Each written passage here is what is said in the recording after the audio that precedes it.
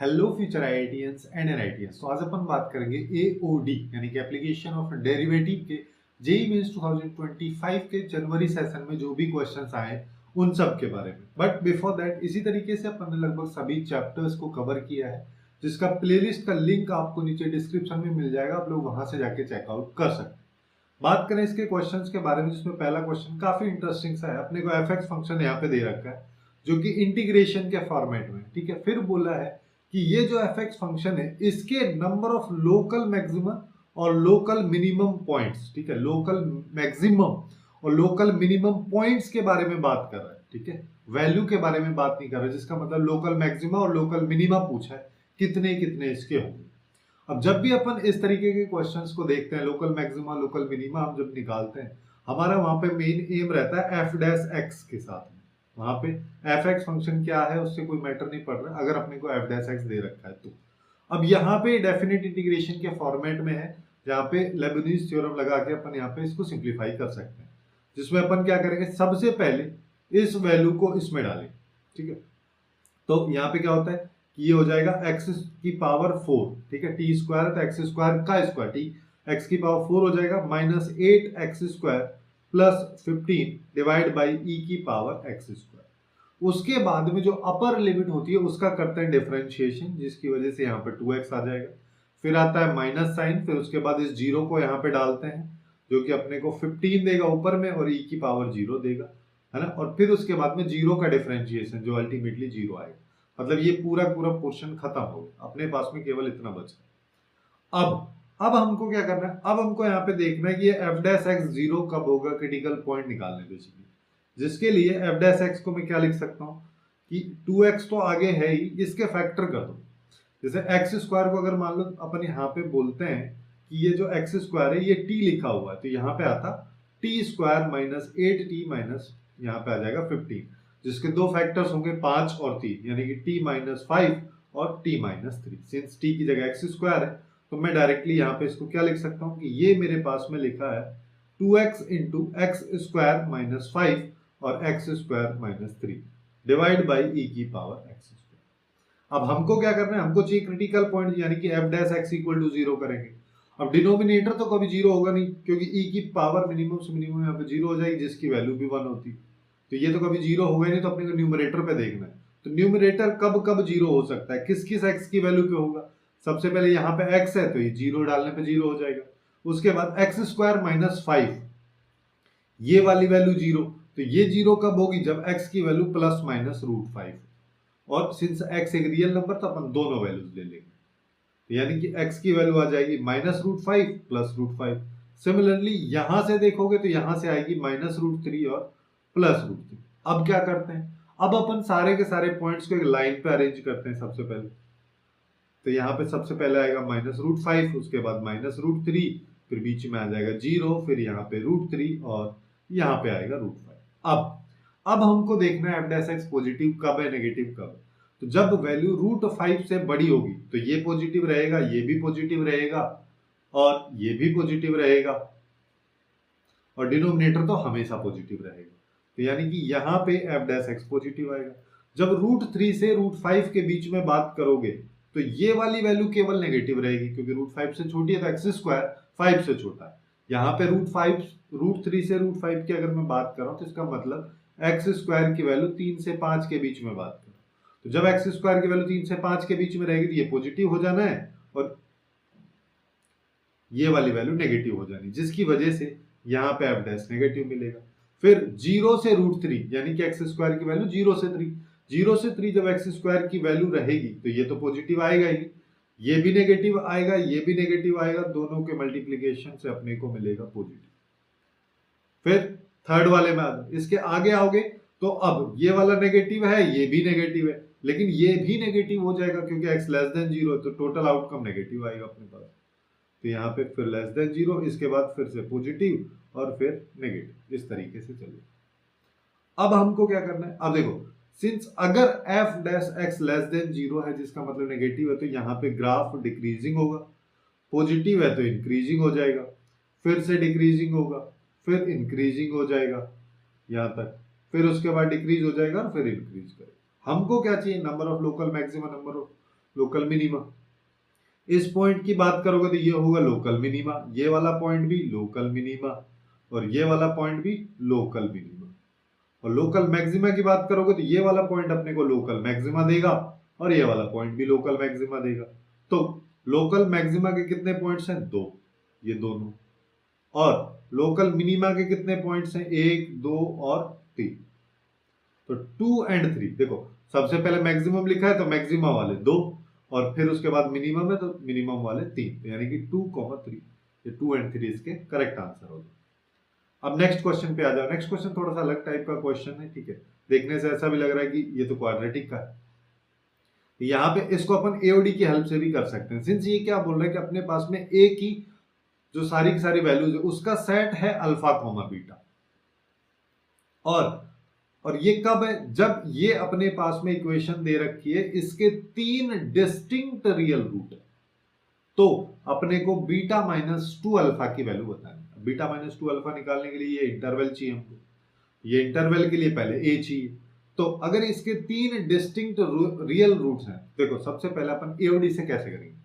AOD से करने के लिए मेरे को एफ डैश एक्स से लेना देना है, तो यहाँ पे क्या आ जाएगा? ये आ जाएगा 15x² माइनस 15, और जिसको अपन लिख सकते हैं 15 कॉमा लेके x² माइनस 1। फिर उसके बाद हमारा क्या काम रहता है? एफ डैश एक्स को कर दो 0, तो 15 बाहर, यहाँ पे आया x प्लस 1 और x माइनस 1, ये इक्वल टू 0। तो क्रिटिकल पॉइंट क्या क्या आ गए? x इक्वल टू माइनस 1 और 1। अब फिर क्या करते हैं हम? लाइन पे अरेंज करते हैं, यहाँ पे माइनस 1, यहाँ पे 1। 1 से बड़ी वैल्यू पे एफ डैश एक्स पॉजिटिव, वो तो सीधा सीधा दिख भी रहा है, इधर आ जाएगा नेगेटिव, इधर आएगा पॉजिटिव, जिसका मतलब इसका ग्राफ अगर रफली देखोगे तो ये कुछ इस तरीके का चले। सिंस ये पॉलिनोमियल है, पॉलिनोमियल के साथ साथ क्यूबिक इक्वेशन, देखो अपने को कुछ बेसिक इंफॉर्मेशन पता होनी चाहिए। जैसे अगर मैं लीनियर की बात करूं तो लीनियर का ग्राफ ऐसा होता है, ठीक है, रफली ये लीनियर है। अब यहीं पे पैराबोलिक ग्राफ की बात करोगे क्वाड्रेटिक की, उसके ग्राफ ऐसा होता है। अब उसके बाद अगर क्यूबिक इक्वेशन का ग्राफ की बात करोगे तो कुछ इस तरीके का रफली होता है, ये वाला। अब यहीं पे पावर 4 की बात करोगे तो ये ग्राफ इस तरीके से ऊपर चला जाएगा।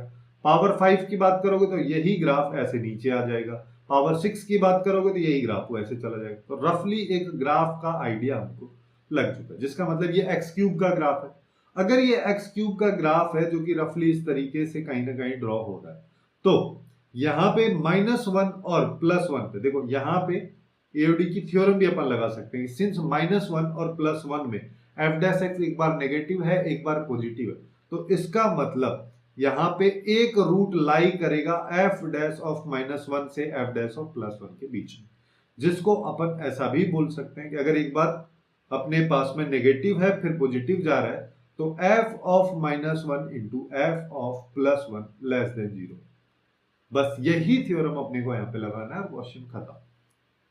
अगर ऐसा मैं करता हूं तो फिर अपने पास में क्या आएगा? एक की देखो x की वैल्यू डाल दो, तो सबसे पहले -1 डाला तो ये -5 हो जाएगा, उसके बाद +15 आ जाएगा, यहाँ पे आएगा -8। फिर अब 1 डाल देते हैं, 1 डालेंगे तो अपने पास में क्या आएगा? यहाँ पे आ जाएगा -15 में और माइनस, ये लेस देन मेरे को 0 चाहिए, तो ये आ जाएगा 10 -a और ये आ जाएगा -10 -a लेस देन 0। मैं क्या करता हूँ, यहां से भी माइनस कॉमन ले लेता हूँ, यहां से भी, और उन दोनों माइनस को आपस में मल्टीप्लाई कर देता हूँ, जिससे इनइक्वालिटी के साइन पे कोई फर्क ही नहीं पड़ेगा, क्योंकि पूरी इनइक्वालिटी के साथ हम कुछ किए ही नहीं है।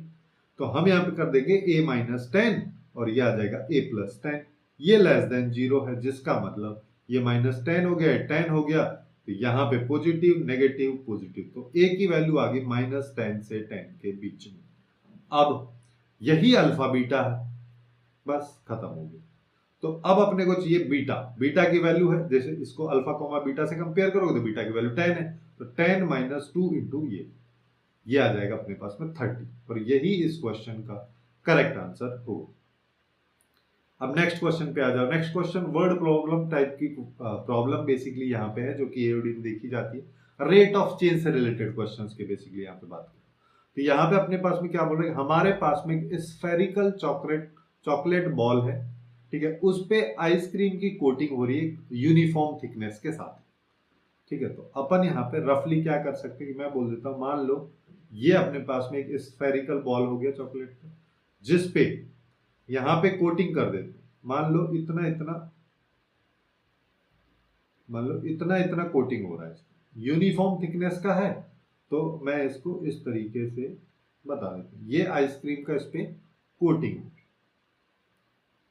और अपन यहाँ पे क्या करते हैं, ये जो बॉल अपन ने ली है, इसकी कुछ ना कुछ, इसकी तो कांस्टेंट रेडियस होगी, है ना, इसकी रेडियस को मैं बोल दे रहा हूँ आर, और इसकी जो थिकनेस है उसको मैं बोल दे रहा हूँ कैपिटल टी। जनरली क्वेश्चंस ऐसे देखे भी हैं, पहले भी ऐसे क्वेश्चंस पूछे गए जेईई मेंस में, शायद 21 या 2013 में एक क्वेश्चन ऐसा ही आया था, वहां पे भी कोटिंग से रिलेटेड ही क्वेश्चन था।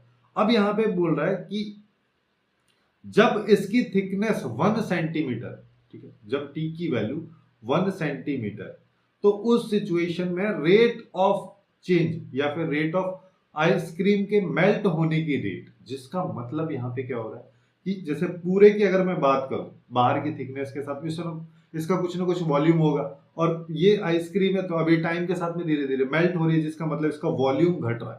तो यहां पे इसके वॉल्यूम में चेंज होने की जो रेट है वो, सिंस ये वॉल्यूम घट रहा है तो माइनस साइन के साथ में अपन इसको लेंगे, तो ये आ गया, ठीक।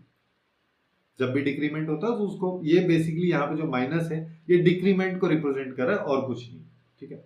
फिर क्या कह रहा है कि यहाँ पे अगर अपन आइसक्रीम लेयर की थिकनेस की बात करें तो वो भी डिक्रीज हो रही है, लेकिन वो किस रेट से डिक्रीज हो रही है, इसको अपन बोल देंगे D T by D T, ये 1/-4 पाई से डिक्रीज हो रही है सेंटीमीटर पर मिनट, ठीक है।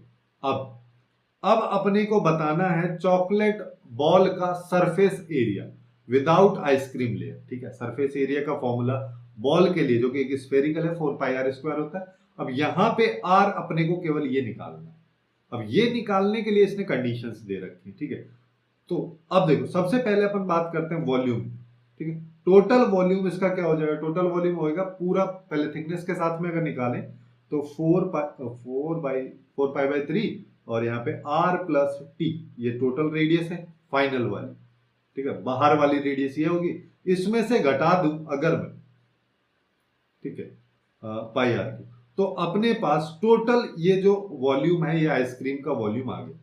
क्यों मैं आइसक्रीम का केवल वॉल्यूम ले रहा हूं, क्योंकि ये आइसक्रीम ही मेल्ट होने की रेट, ठीक है। अब ये अगर वॉल्यूम है, इसको मैं वी बोल दे रहा हूं, इसका डिफरेंशिएशन जो करेंगे तो उसका जो वैल्यू है ये इसके बराबर। तो अब अपने पास में क्या आएगा, यहां पे डिफरेंशिएट कर दो स्मॉल टी, यानी कि टाइम के रेस्पेक्ट। तो यहां पे देखो, सिंस आर एक कांस्टेंट वैल्यू है तो ये पूरा पूरा पोर्शन कांस्टेंट है, जो कि खत्म हो जाएगा। तो अब अपने पास में यहां पे क्या आएगा, 4/3 पाई, ये तो अपने पास में आ रहा है। इसके बाद अंदर वाले का कर दो, 3 × x प्लस एक्स, कहां से आर प्लस टी का स्क्वायर, और यहां पे आ जाएगा dt/dt। अब ये सारी सारी वैल्यूज अपने को दे रखी, जैसे ये -81 दे रखा है, ये 4π/3 आ गया, इंटू 3 आ गया, और ये r आ गया। और जब t की वैल्यू, थिकनेस जब 1 सेंटीमीटर है, तो अपने को यहां पे बात करनी -1/4 पाई। अब इस माइनस से तो ये माइनस गया, इस 4 पाई से ये 4 पाई गया, इससे गया ये, तो अल्टीमेटली मेरे पास क्या आ रहा है, r प्लस 1 का होल स्क्वायर इक्वल टू 81। तो r प्लस 1 की वैल्यू +/9। अब देखो, -9 तो अपन ले भी नहीं सकते, रेडियस नेगेटिव तो होगी नहीं, तो r प्लस 1 की वैल्यू अपन केवल 9 लेंगे, जहां से r की वैल्यू 8 आ जाए। अब पूछा है यहाँ पे सरफेस एरिया, जिसका फॉर्मूला 4πr² होगा, तो 4 पाई इंटू 8 का स्क्वायर करेंगे 64, इसको इससे मल्टीप्लाई कर दो, तो 64 इंटू 2 करते हैं 128, 256 हो जाएगा। तो 256 पाई ये यहाँ पे आ जाएगा, क्योंकि डी ऑप्शन में अपने को दे रखा है, और ये इसका करेक्ट आंसर है। अब नेक्स्ट क्वेश्चन पे आ जाओ। ये वाला क्वेश्चन भी काफी अच्छा है कि अपने को यहाँ पे दो अलग अलग फंक्शंस दे रखे हैं, ठीक है। सबसे पहले अपने पास में बोला कि हमारे पास में f(x) एक फंक्शन है, जो कि स्ट्रिक्टली इंक्रीजिंग फंक्शन है इस इंटरवल में, ठीक है। जिसका मतलब अगर ये इस इंटरवल में स्ट्रिक्टली इंक्रीजिंग है, पिछले क्वेश्चन हम देखें तो ये इंटरवल कहां से आते हैं, ये एक्चुअली में क्रिटिकल पॉइंट्स है, ठीक है। और फिर क्या कह रहा है, फिर b, c एक इंटरवल है जिसमें ये वाला दूसरा वाला एक g(x) फंक्शन है, ये एक स्ट्रिक्टली डिक्रीजिंग फंक्शन है, तो इसकी वैल्यू बतानी है, जिसका मतलब मेरे को यहाँ पे a, b और c की वैल्यूज फाइंड आउट करनी है, और फिर क्वेश्चन खत्म हो जाना है। तो सबसे पहले हम बात करते हैं f(x) फंक्शन के बारे में, तो f(x) फंक्शन पे आ जाओ। तो f(x) फंक्शन सिंस ये दे रखा है, तो मैं यहाँ पे सबसे पहले f' निकाल लेता हूँ। तो 2 तो 2 ही आएगा, ln x का क्या होता है 1/x हो जाएगा, और x माइनस 2 का करोगे तो वो 1 आ जाएगा, इसको लिखो ही मत, कोई फर्क नहीं पड़ रहा। फिर x स्क्वायर का किया तो -2x आ गया, प्लस में a आ।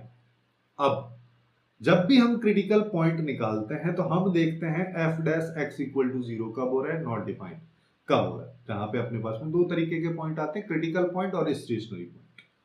ठीक है, तो ये अगर अपन देखें यहाँ पे तो ये 0 कब कब हो रहा है, देखो यहाँ पे अपने पास में अपने को पता है कि क्रिटिकल पॉइंट हमारे पास में x इक्वल टू 2 और 3, और 2 को हम यहाँ पे देख पा रहे हैं डिनोमिनेटर में 0 हो जा रहा है, जिससे नॉट डिफाइंड वाला सिचुएशन आ रहा है। ठीक है, तो ये वाला क्रिटिकल पॉइंट होगा। लेकिन x इक्वल टू 3 पे भी बात कर सकते हैं कि x इक्वल टू 3 की अगर मैं बोलूं तो मेरे को पता है कि f dash x equal to 0 होना चाहिए, तभी तो इस इंटरवल में स्ट्रिक्टली इंक्रीजिंग या डिक्रीजिंग कुछ भी आएगा। क्योंकि जब भी अपन यहाँ पे एक रफ ग्राफ बनाते हैं कि इस वैल्यू से इस वैल्यू को, यहाँ पे ऐसा कोई ग्राफ बन रहा है, मान लो कि ये डिक्रीजिंग बन रहा है, तो ये इंटरवल जो बन रहा है ये क्रिटिकल पॉइंट की हेल्प से बनता है। तो वही चीज मैं बोल रहा हूँ। तो यहाँ पे मैं क्या करूंगा, f dash x equal to 0, तो x की जगह 3 रखेंगे, तो 2/3 माइनस 2 यानी कि 1, माइनस यहाँ पे आ जाएगा 2 into 3 plus a equal to 0। यहां से हमारे पास में क्या आ रहा है, a इक्वल टू 6 माइनस 2 यानी कि a इक्वल टू आ गया 4। a की वैल्यू हम निकाल चुके हैं, अब b और c की वैल्यू निकालनी है। b और c निकालने के लिए इसने gx फंक्शन दे रखा है, तो हमको क्या करना है, g डैश x निकालेंगे तो क्या आ जाएगा, यहाँ पे इसमें a की जगह वैल्यू डाल दो तो क्या आ जाएगा, x प्लस 2 माइनस 4 यानी कि x माइनस 2। तो सबसे पहले इसका डिफरेंशिएशन करेंगे तो 3 इंटू एक्स माइनस 1 का whole square into X minus 2 का होल स्क्वायर, और x माइनस 1 का डिफरेंशिएशन बना। फिर प्लस साइन लगाना है, x माइनस 1 का क्यूब कर दो, फिर उसके बाद में ये इस वाली वैल्यू का डिफरेंशिएशन, तो 2 इंटू एक्स माइनस 2 इंटू 1। अब सिंस अपने को स्ट्रिक्टली डिक्रीजिंग इंक्रीजिंग ये सब निकालना है, जिसके लिए g dash x equal to 0 करना रहेगा, तो मैं यहाँ पे जो कॉमन आ रहा है पहले उसको ले लेता हूँ, इसको सिंप्लीफाई कर लेते हैं बेसिकली। तो यहाँ पे आएगा x माइनस 1 का होल स्क्वायर कॉमन आ जाएगा, और x माइनस 2 कॉमन आ जाएगा, तो यहाँ पे आएगा 3 इंटू एक्स माइनस 2 और प्लस 2 इंटू एक्स माइनस 2। चाहो तो इसको सिंप्लीफाई कर दो, यानी कि इसको 3x माइनस 6 लिख सकता हूं मैं, इसको 2x minus 4 plus 2x minus 4। तो मेरे पास g डैश x की वैल्यू आ रही है x माइनस 1 का होल स्क्वायर x माइनस 2, और ये वाली वैल्यू हो जाएगी 5x, और ये 2 आएगा माइनस 8, क्योंकि 2x माइनस ये बचेगा, यहाँ पे x माइनस 1 केवल बचेगा। अब अपना काम क्या होता है, f डैश x या जो भी डिफरेंशिएशन वैल्यू निकाल रहे हैं, जैसे यहाँ g डैश x निकाल रहे हैं, तो इसको कर दो इक्वल टू 0। जैसे इसको इक्वल टू 0 किया तो ढूंढते हैं क्रिटिकल पॉइंट, कहां कहां पे है, x इक्वल टू 1 पे है, 2 पे है, 8/5। अब यहाँ पे देखो, बस इसको थोड़ा सिस्टमेटिक लिख दो कि 8/5 जो है एक्चुअली में 2 से छोटा है, तो 3 अपने पास में क्रिटिकल पॉइंट है। अब हमको इन सारे के सारे पॉइंट्स को एक लाइन पे अरेंज करो। एक सेकेंड ना, एक पेज एक्स्ट्रा ऐड कर देता हूं मैं।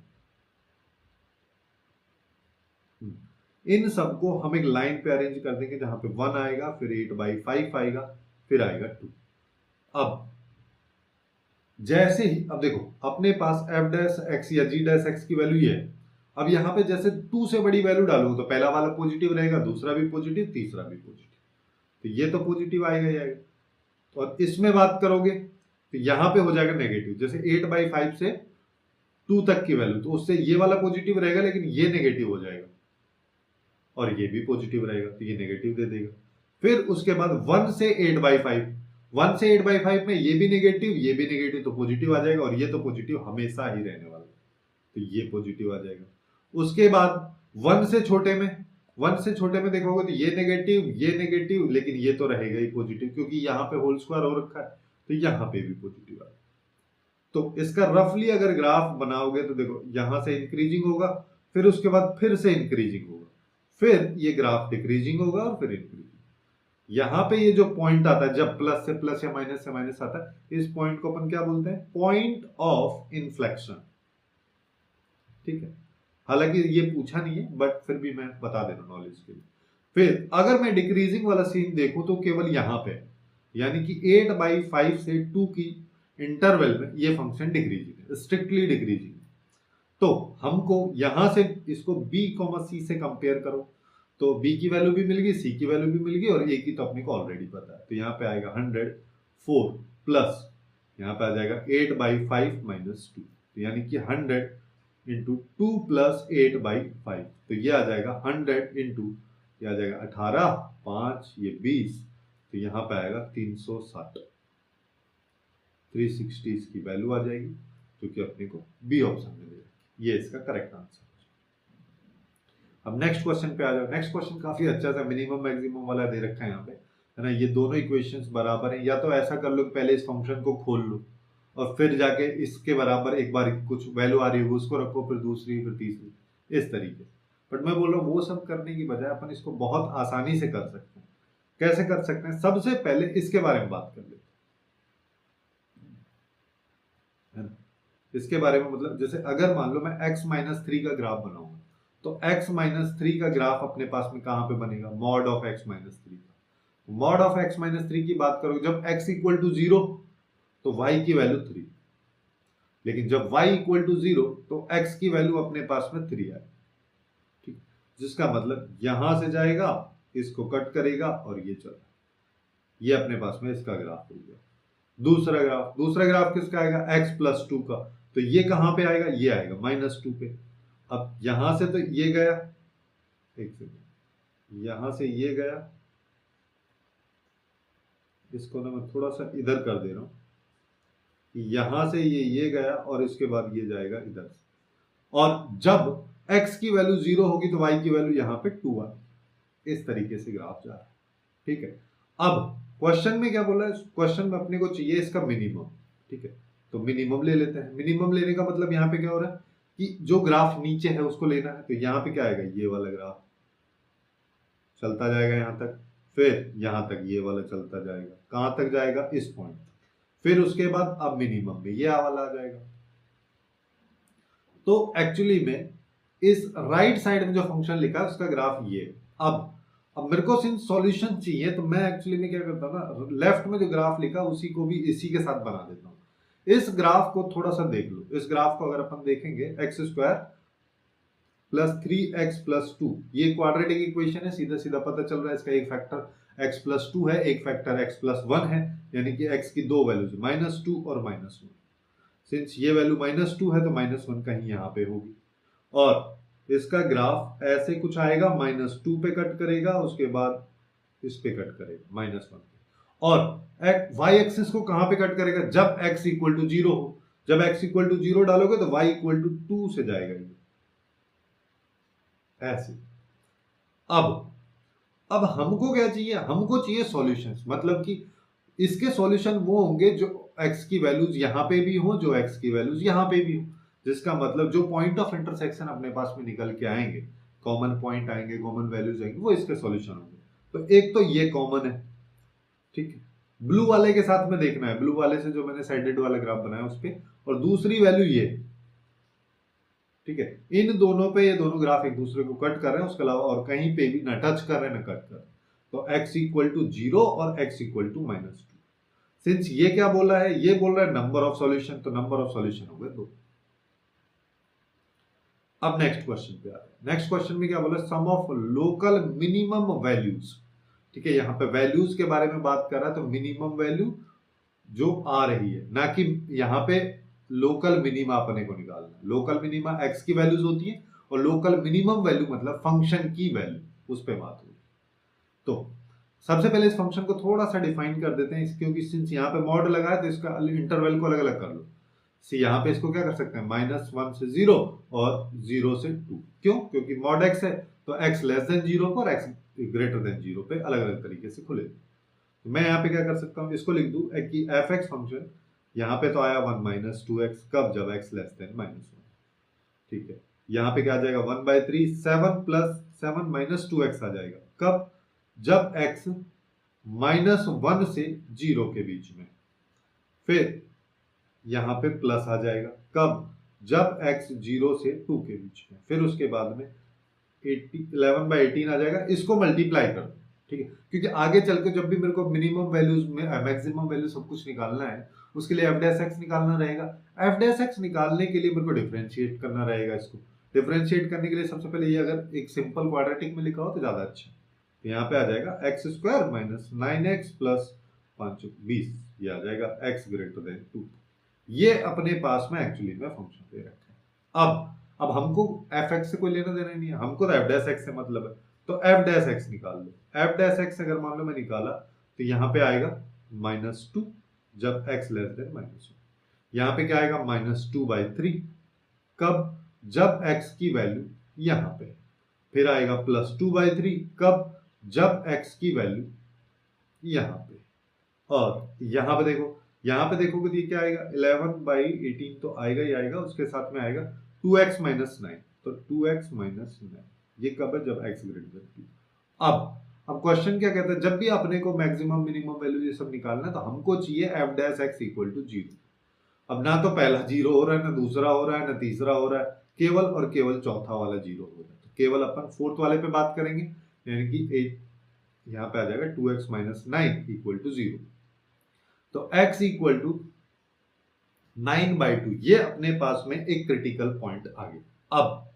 अब क्या करते हैं हम, अब लाइन है, लाइन पे अब अपने को यहाँ पे क्रिटिकल पॉइंट रख देंगे। उसके साथ साथ यहाँ पे x की इन वैल्यूज को भी अपन रखेंगे जिस पे फंक्शन का डेफिनेशन चेंज हो रहा है।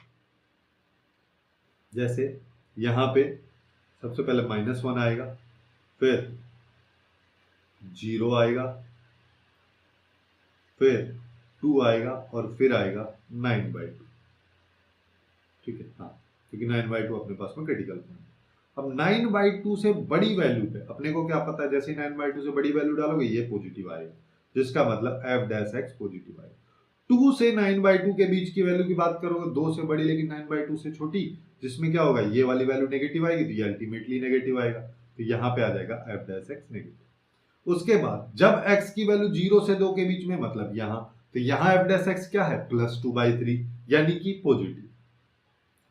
जब x की वैल्यू -1 से 0 के बीच में, मतलब यहाँ एफ डैश एक्स की वैल्यू क्या है, -2/3, जिसका मतलब F dash x less than 0।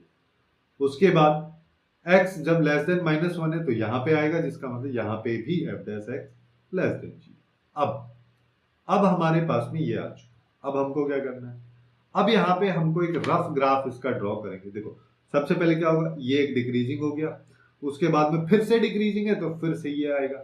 यहाँ पे जो ये पॉइंट आता है इसको अपन क्या बोलते हैं, पॉइंट ऑफ इन्फ्लेक्शन। ये पॉइंट ऑफ इन्फ्लेक्शन हो गया, यहाँ तक डिक्रीज हो गया, फिर उसके बाद में अब करेगा इंक्रीज, और इंक्रीज करने के बाद फिर डिक्रीज करेगा और फिर इंक्रीज।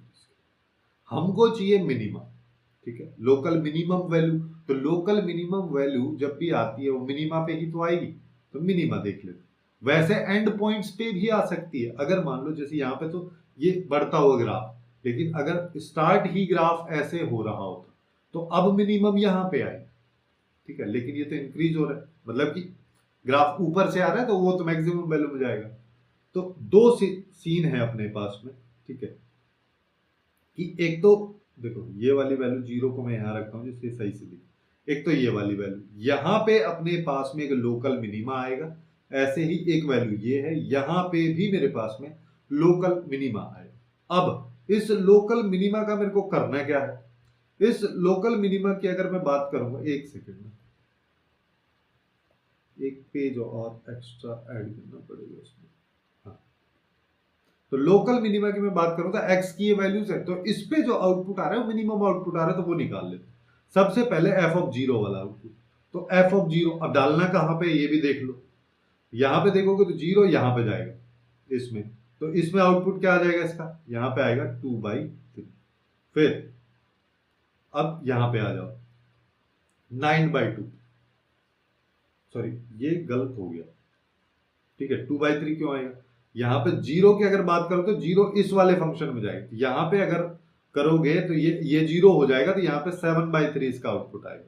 लेकिन f ऑफ 9/2 की बात करोगे तो इसमें लिखेंगे इसको, और जिसका आउटपुट देखो अपने पास में क्या आ जाएगा, 11/18 तो आएगा ही आएगा, उसके साथ में यहाँ पे आ जाएगा 9/2, -4 को मैं 8/2 लिख दे रहा हूँ, ठीक है, ऐसे ही यहाँ पे आएगा 9/2, 5 को मैं 10/2 लिख दे रहा हूँ। तो मेरे पास में ये देखो यहाँ पे आएगा 11/18, यहाँ पे 1/2 बचा, यहाँ पे बच रहा है -1/2। तो ये आ जाएगा -11/18 को 4 से मल्टीप्लाई कर। अब अपने को क्या चाहिए, सबका सम चाहिए। ये लोकल मिनिमम वैल्यूज हैं दोनों, ये और ये। मेरे को अगर मान लो इनका सम चाहिए तो मैं सम कर देता हूं। तो यहाँ पे क्या आएगा 7/3 -11/7, क्योंकि ये वैल्यू नेगेटिव है। तो यहाँ पे हम 72 एलसीएम ले लेते हैं और 24 इंटू 7 कर दो -11 कर दो। तो यहाँ पे आ जाएगा 8 और अपने पास में 68 -11/72, इसमें से 11 गए तो 157/72 आएगा, जो कि ए ऑप्शन में अपने को दे रखा है और ये इसका करेक्ट आंसर हो जाए। अब नेक्स्ट लास्ट क्वेश्चन पे आते हैं सेगमेंट का, जिसमें अपने को बोला है कि हमारे पास में fx एक रियल वैल्यूड, ठीक है, एक रियल वैल्यूड कंटिन्यूअस फंक्शन है, ठीक है, पॉजिटिव रियल एक्सिस पे डिफाइन है, x की वैल्यूज यहाँ पे बेसिकली पॉजिटिव तभी डिफाइन। gx अपने को ये दे रखा है, फिर बोला है कि g ऑफ x क्यूब इसके बराबर है, तो अपने को इसका आउटपुट बताना है। ये निकालने के लिए मेरे को एक्चुअली में क्या चाहिए रहेगा, यहाँ पे fx फंक्शन चाहिए, f ऑफ r क्यूब या f ऑफ x क्यूब, ऐसा करके कोई फंक्शन मेरे पास निकले तो मैं इसको सॉल्व करता हूँ। सॉल्व करने के लिए gx फंक्शन अपने को दे रखा है, तो यहाँ भी gx फंक्शन दे रखा है। तो यहां से हम क्या कर सकते हैं कि मैं इसको बोल सकता हूँ g डैश x निकालेंगे तो कैसे करेंगे अपन, सबसे पहले अपर लिमिट को फंक्शन में डालो तो t की जगह f x हो जाएगा और यहाँ पे भी x आ जाएगा। फिर अपर लिमिट का डिफरेंशिएशन x के रेस्पेक्ट में करोगे तो वो 1 आ जाएगा। फिर अगले वाला तो 0 है तो वो तो अल्टीमेटली 0 में चला जाएगा। तो g डैश x अपने पास में x इंटू एफ एक्स आ गया। तो इसको ना मैं g डैश x क्यूब कर देता हूं, क्योंकि यहाँ पे x क्यूब के टर्म में दे रखा है, तो ये आ जाएगा x cube into F of x cube. अब इससे फायदा ये होगा कि जैसे ये यहां से मैं g dash of x cube निकाल लेता हूं। अगर मैं ऐसा कर रहा हूं तो फिर मेरे को x क्यूब का भी डिफरेंशिएशन करना पड़ेगा, तो 3x² आएगा। अब ये किसके बराबर आएगा, इसका डिफरेंशिएशन कर दो, 6x की पावर 5 प्लस 7x की पावर 6, ये अपने पास में है। तो g डैश x क्यूब की बात करोगे तो x² से डिवाइड कर दो, 3 से भी डिवाइड कर दो, तो यहाँ पे 2 आया, यहाँ पे x क्यूब बचेगा और यहाँ पे 7/3 और यहाँ पे बचेगा x की पावर 4। इसकी जगह मैं इसको लिख सकता हूं, तो यहाँ पे क्या आ जाएगा, x क्यूब को मैं बाहर ले लेता हूं क्योंकि यहाँ पे x क्यूब है, x क्यूब मैंने बाहर लिया तो 2 प्लस 7/3 इंटू x, ये आ जाएगा x cube into F of x cube. अब इससे गया ये, सिंस x जो है वो पॉजिटिव रियल एक्सिस पे है, जिसका मतलब x is not equal to 0, ठीक है, तो अपन x क्यूब का x क्यूब से कैंसिल कर सकते हैं। तो मेरे पास f ऑफ x क्यूब आया 2 प्लस 7/3 x के बराबर। सिंस अपने को f ऑफ r क्यूब चाहिए तो यहाँ पे r डाल दो, तो ये क्या आ जाएगा 2 प्लस 7/3 इंटू r। अब जो पूछा है उस पर आ जाते हैं, तो summation of 2 plus 7/3 into r, जहां पे r की वैल्यू 1 से 15, 2 जो है वो 15 बार आएगा तो 2 इंटू 15 लिख सकता हूं, प्लस 7/3 और r नेचुरल, यानी कि ये आएगा r इक्वल टू 1 से 15 तक, r नेचुरल नंबर्स का सम, तो ये क्या आ जाएगा n इंटू n प्लस 1/2।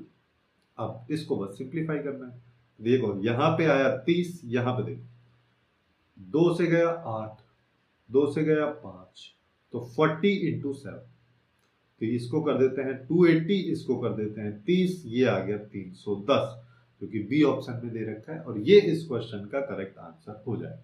तो कुछ इस तरीके से एओडी से रिलेटेड क्वेश्चन जो कि जेईई मेंस 2025 के जनवरी सेशन में पूछे गए, उनको अपन इजीली सॉल्व कर सकते हैं। इसी तरीके से आप बाकी चैप्टर्स को भी चेकआउट कर सकते हैं, जिसका प्लेलिस्ट आपको लेफ्ट साइड में दिख रहा होगा, वहां से जाके। सो आज के लिए बस इतना ही। Hopefully you guys find it useful, and if you find it useful then please do like, share and subscribe.